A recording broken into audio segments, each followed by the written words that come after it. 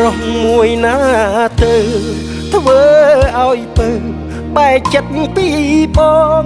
បែកទាំងកាយបែកទាំងបេះដូងប្រែឈាមឈងមិនដូចមុនឡើយទ្រូងបងស្ទើរធ្លាយ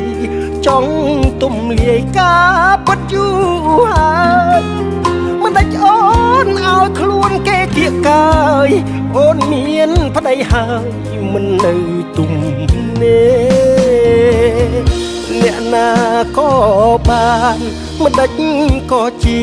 ប្រពន្ធខ្ញុំវិញមនុស្សក៏គប់មិនទៅស្រ